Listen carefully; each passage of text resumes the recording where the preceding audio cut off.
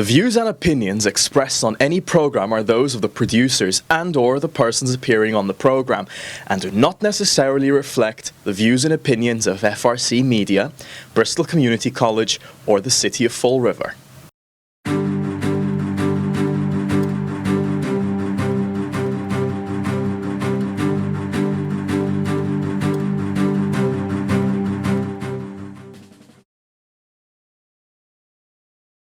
One South Coast Chamber, and welcome to the Business Connection, the One South Coast Business Connection. I'm joined today by Katie Green, our Vice President of Marketing and Events, and Rick Kidder, our Chief Operating Officer. Thanks, Mike. It's a pleasure to be here as always. All right, I think we'll get things started then. We'll jump right into it. So it seems like we blinked and October was over and now it's November, and we have a busy month in November. It's Small Business Month, so let's talk a little bit about that. November's an exciting month, but I do have to say October has flown by, so I'm in complete agreement with you there. November is Small Business Month, and we're very excited about it because a lot of what that means is where there's so much focus on 85 to 90% of our members. We have small businesses are really drive the chamber, and there's just a lot going on. It's usually as always it's led by American Express, who invests a lot of money into what's called Small Business Saturday. It's the Saturday after Thanksgiving, which this year is November 25th. So we're really excited about that. We are excited about it, and really when it comes to the chamber world, every month ought to be Small Business Month because we work with small businesses in so many different ways. We couldn't do it by ourselves. We have a wonderful team, they're incredible, but the reality is we rely on a lot of partners. We rely on people like SCORE, which used to be the Service Corps of Retired Executives, and SCORE works with individuals who are looking to start up a business. But we also work with the Massachusetts Small Business Development Center, which is a federally funded program, and it operates through the universities. But it's really a state program for us where a group of counselors work with individuals looking to build a business plan, looking to get capital, looking to get going in the business world, and they help give them sort of the structure that they need and the advice that they need to get going. And in addition, of course, we deal with the federal government and the SBA. Many of our businesses take advantage of SBA loans through organizations like SEED and their local bank. A lot of our banks, most of our banks, are SBA lenders, and that means that there can be some leveraging done that will allow a bank to lay off part of the loan onto the SBA and the SBA providers, giving them an opportunity to perhaps give some capital to folks who might otherwise have a challenging time getting it. And they do a wonderful job with next to zero default rate, which is remarkable. But we also work in workforce development. And that workforce development is through our partners, UMass Dartmouth, Bristol Community College, the New Bedford Economic Development Council, organizations like that spend a lot of time training our workforce, helping us to build a better and stronger economy by giving better training to our folks. The better our people are trained, the more the wealth of this of this region is going to rise. And when that wealth rises, that benefits all of us. We can't forget our friends at Mass Hire Bristol and Mass Hire Greater New Bedford. No, they are amazing partners, and they too are running incredible training programs. A lot of them now kind of centered on areas of focus like healthcare, which is always a place where folks are in demand. Industries like offshore wind. Bristol has set up the National Offshore Wind Institute. They work with Mass Hire in helping to develop training programs and training modules that will allow us to enter into that new industry confidently. And talking about those partnerships kind of rolls us right into Global Entrepreneurship Week, which is November 13th through November 17th. We're really excited about that. For the exact details what's happening in Fall River, you can go to vivafallriver.org or .com. As Patty Rigo has many things happening in there, and she's partnering with UMass Dartmouth and Bristol Community College. So we're very excited about that as well. And don't, in our partnerships, I also made a note here, don't forget our friends at the Veterans Business Council. Oh, absolutely. Absolutely. There is nothing actually more important than reintegrating our veterans into our workforce. For those of you who have served, you recognize that the skill sets that you've developed in service also are skill sets that are translatable into the workforce. And so we work with partners to help those veterans get the kinds of jobs that will allow them to grow and to reintegrate into the non-military economy. And Denny Cosmo at Bristol Community College is doing a fantastic job working with the veterans and really trying to make sure that the veterans that are enrolled at Bristol are meeting the right people, making the connections in the community so that they can be well employed when they get their degrees. So Rick, rumor has it more than half of American workers are in small business. And that is true, Mike.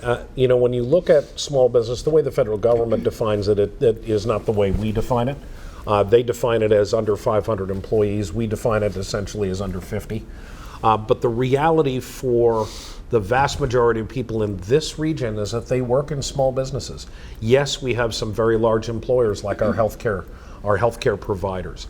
Those are very large employers, but most of the people who live and work here working for small businesses, which means they're working for individuals who have taken the risk to start a small business, to let it grow, to let it succeed, and the lion's share of our economy is actually governed by that small business environment, thanks to those people who take those risks. They are true entrepreneurs when it comes to opening their doors to whatever kind of client they may have, and when they do so, they improve our economy, and quite frankly, they're the ones that are supporting our Little League teams. They're the ones that are supporting our community. Why? Because they live here, they are they are part of the fabric of the community, and they take on roles of community leadership, even on our board of directors. That's very true. We have many of our members of our board of directors are from small businesses. And we have an actual small business committee to help support that as well. So while we're talking about our small businesses, what about our National Grid grant program? So our National Grid grant program is one of the exciting things that we've had going on at the Chamber for a few months that directly benefits our small businesses. You want to take over? Yeah, and the expansion of that is really exciting. We can give out up to 100 different grants for worth $1,000, and we've given out about 60, or we're close to 60. Just about. We've given out about 50, and we've got we'll be close to 60 soon. But it's very exciting to be able to hand a check for $1,000 with very, very little parameters holding it back. In fact, in order to qualify for it, you need to be a member of the Chamber. You need to have 150 employees or fewer, and a National Grid customer. So if you just simply go to our website, there's an easy form to fill out. You upload your W-9, you upload a copy of your National Grid bill, and bang, bang, bang, $1,000 comes your way. We're trying to do photo ops with a lot of the folks who received those $1,000 grants because National Grid provided that money to us, obviously to be a good partner with the small business community.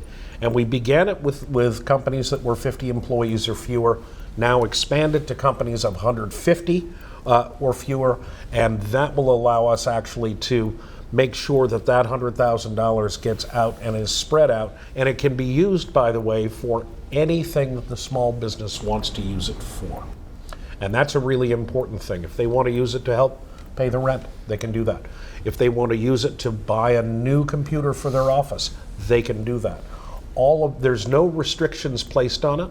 And if you're not a Chamber member, the smartest move you could possibly make if you're a National Grid customer is to join the Chamber, because for $325 a small business, or $350 a small business can join the Chamber and then immediately apply, if they're a National Grid customer, for a grant of $1,000. And I don't know how many people would say, I'm going to turn down a one-day turnaround of $350 out to get $1,000 in.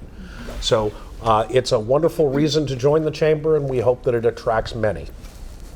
Yeah, it's an exciting program, and National Grid was so excited to put that into place, and we were fortunate enough to be one of, one of 8 chambers in the state of Massachusetts to take part in that. So it's very exciting. It truly is. So let's shift gears a little bit and talk about tax reform and the Chamber Policy Network success with it. I'm going to let you start, and then I'll jump in. Not that you haven't been going, but you enjoy taxes so much. I love taxes. I love tax reform, let's put it that way. The Chamber is part of what's called the Chamber Policy Network, which are essentially the largest 10 chambers within the Commonwealth. We get together on a monthly basis and we discuss issues of importance throughout the Commonwealth.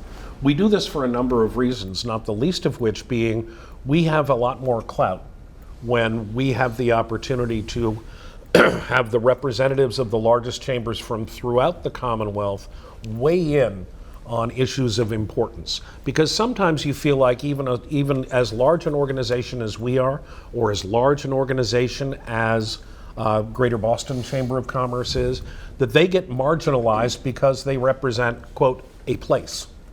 Well, the issues in business are often very much in common, regardless of where you are within the Commonwealth. So the Chamber Policy Network was formed this year with a goal of actually trying to create a statewide business voice in support of good policy. And we were, I'm glad to say, kind of substantial players when it came to addressing the legislature and then the governor's office on getting some tax reform through that would be helpful to our business members. We had a very positive result, especially around succession planning for small businesses. So we've managed to lower, and the governor signed this into law. You were there, right, for that? It was exciting. It was a very exciting day. Lower the long-term capital gains tax from 12% to 8.5%, so that if you've owned an asset for longer than 2 years, that's considered a long-term capital gain if you sell it for more than you bought it for. The Commonwealth used to take 12.5% of that. And now, retroactive back to January 1, 2023, that amount has dropped to 8.5%. I think all of us, when we're in a position of a potential long-term capital gain, would love to see that tax rate lowered. So that was a major win. A second major win, and this is the one that I referred to regarding succession planning, a second major win was in the estate tax. And this can affect anyone, but it particularly affect people who are passing a small business from one family member, one generation to the next. That estate tax used to be a tax on anything in excess of $1 million in value. That's been doubled now. So if you have a small business and your valuation is, say, 1.6 million, you are now exempt from estate taxes related to passing that on. That's something that is a major win for the small and micro business community. And that the raising of that threshold, we hope is something that is going to make it a lot easier for companies to sell, for companies to pass from one generation to another, so that both long-term capital gains and estate tax can be helpful. And as I said, it's retroactive, which is very important. Even though it was signed into law in October, it's retroactive throughout the tax year back to January 1. So please consult your tax attorneys. If you have any questions, your tax consultants, if you have any questions about this, because there's a potential there of some substantial savings, and we were thrilled to have been a part of it. The Chamber Policy Network is always kind of looking out for the best interests of the business community, and it is wonderful for us to have the folks at the Greater Boston Chamber who have lobbyists on staff and who practically live on Beacon Hill, to help convey our word for us and get some good policy through. Yeah, the Chamber Policy Network has been a great experience for all of us, but we can't forget the great work that our Senator Rodericks did Oh, as remarkable. chair of Ways and Means in pulling together, working with his comrades at the State House to make that happen. He really did a great job. He did, and you know, it's interesting.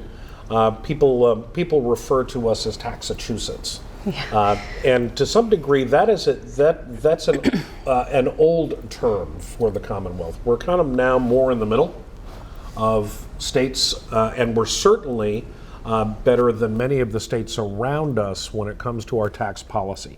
There's still more to go. There's still a long road ahead to actually lower the burden on our businesses and individuals, but we also know that the state has some priorities for funding that need to be addressed. And so education being one of them, that's something where we're more than capable, Mike, of talking out of both sides of our mouths. We want to lower taxes and we want more money in education. And so our philosophy has always been, it's not up to us to balance the state's budget, it's up to them to balance the state's budget. We're just going to tell them what our priorities are. And we have a lot of priorities. And we do have a lot of priorities. So 2024 is fast approaching. I know. And when we started the new year out, the Chamber knew at the end of this year we were going to have a little bit of sad news for us, but exciting news for Rick. Rick is retiring. Yes, and that is that's a good way to phrase it. We've actually known about it for a little longer than that, but it's really as the year comes to a close, it's getting tougher to realize that more and more of the things that we're working on that Rick is not going to be here for at all. But fortunately, we knew we had time to plan. We were able to make some changes.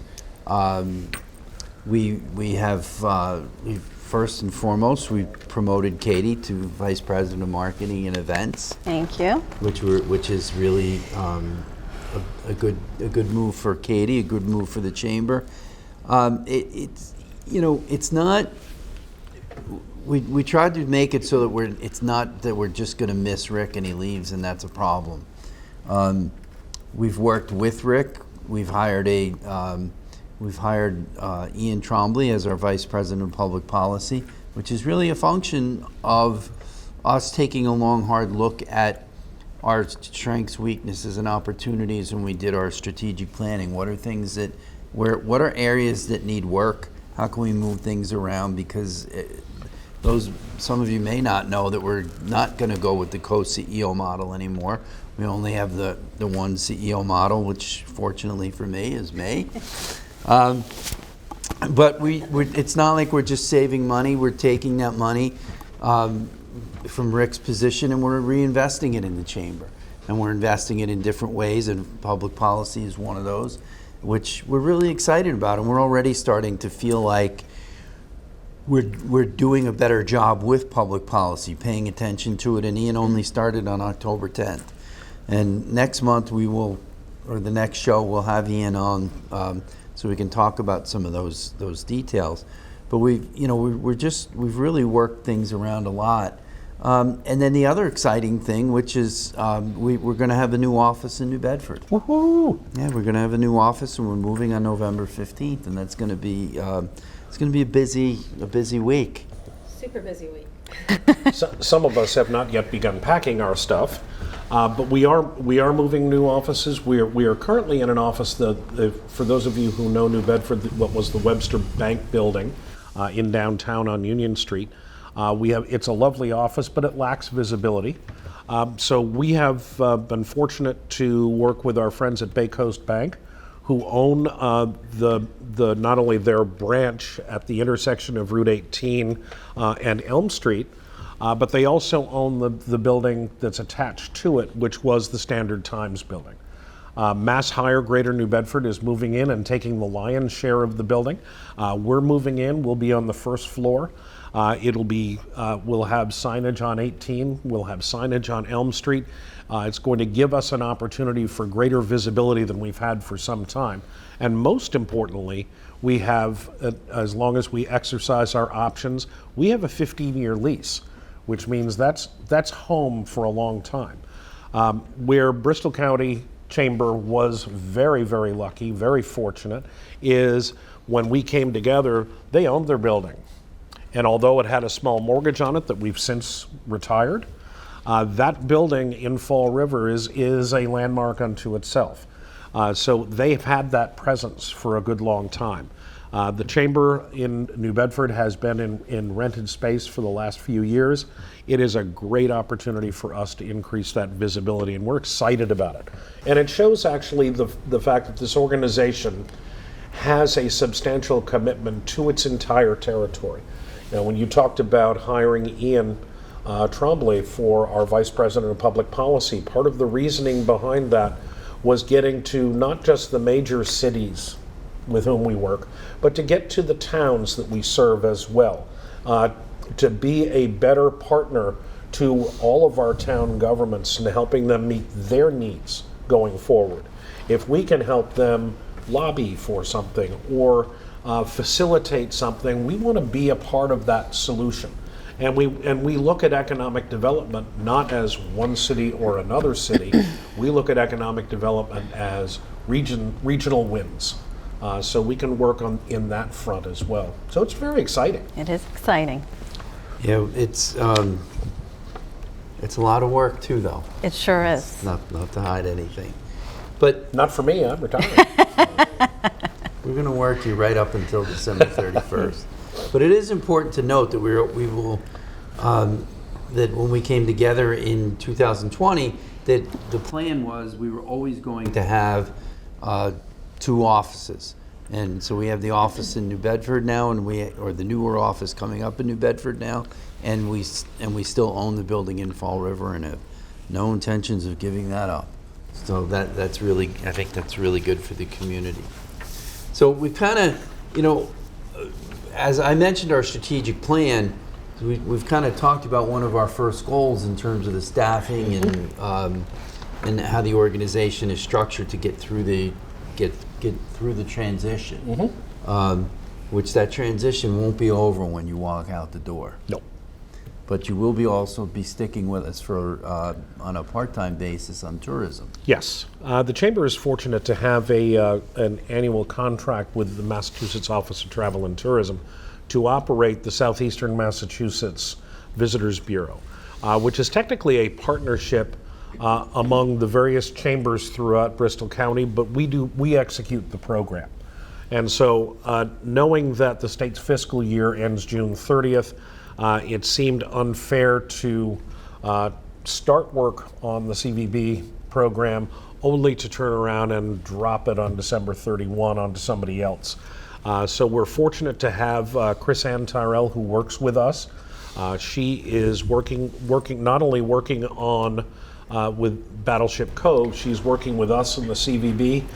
She works with us part-time. She's learning that program. She's going to learn how to do the filings and all that it takes so that Mike doesn't have to wake up at 3 o'clock in the morning and say, oh my gosh, what do I do about the Visitors Bureau?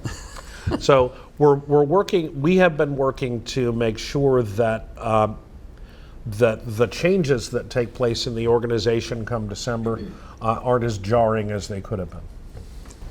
And believe me, I'm very grateful for that. Very grateful for that. So 2023 may be winding down, but not our events. Our event schedule is busy as always. So coming up on November 16th, we're having our monthly business after hours, and that's going to be hosted by Bay Coast Bank, and that's going to be at the Rookery in Swansea. It'll be our first time having an event there, which is a brand new event space, so we're excited for that. On November 28th, it's our women-owned business panel at Fall River Country Club, featuring Rebecca Collins from Collins Construction, Jennifer Presson from Frank Smith Insurance, Amy Prigmore of New England Electro Polishing, and Justina Perry from Ocean Physical Therapy and Buy Black NB. On December 7th, it's our holiday raffle and our holiday business after hours at White's of Westport. That's always a super fun event every year. That's sponsored by Carl's Collision and LaFrance Hospitality. If you don't know about our holiday raffle, you need to know. You could win $10,000 for the holidays, which is Yes, you could. awesome.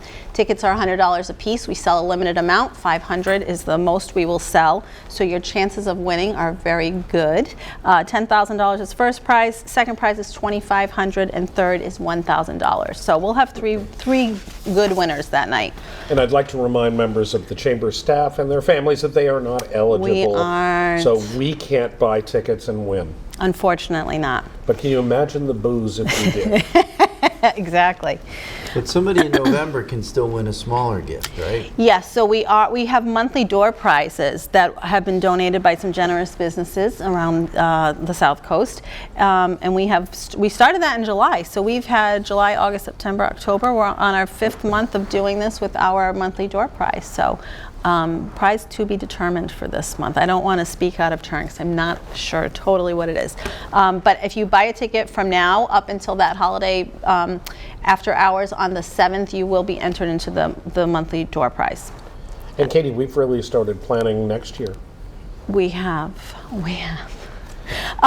Before we get out of December, though, on December 13th, we have our annual meeting, our Brayton, Apex, and Ambassador of the Year awards. It's a packed morning. We have a really packed morning. We're honoring Jim Oliveira, Joe Nauman, Sharon McInnes, Liz Carpenter, and Dave and Kim Barabee.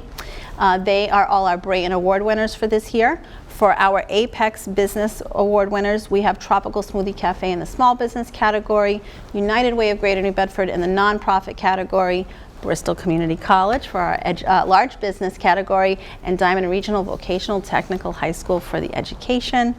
And lastly, our Ambassador of the Year. Our ambassadors are a huge part of what helped make this chamber successful, and we are very pleased to honor Albert Mui as our Ambassador of the Year.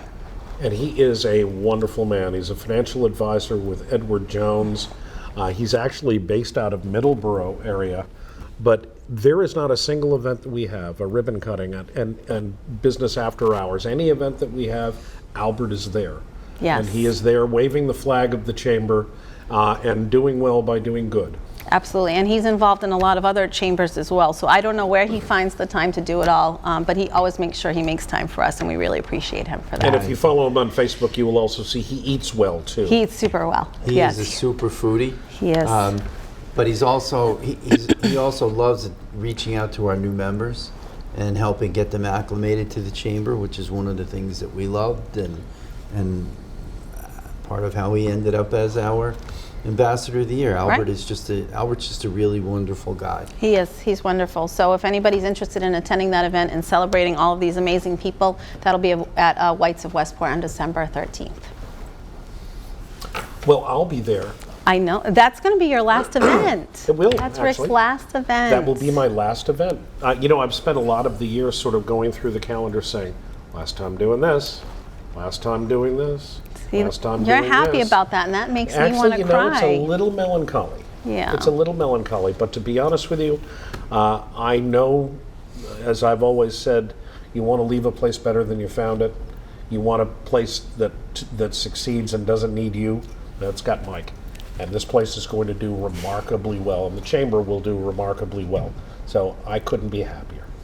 Well, I will say one of the reasons that we are going to continue to do very well is because of the job you've done working with me and helping build this team and make sure that the team that we have today is set to really succeed. Absolutely. We love you and we'll miss you. Thank you. Yeah. Thank you, and I will miss you as well. So All right. we're done. That's We're it. ready to wrap. Yeah. Thank you for being with us today.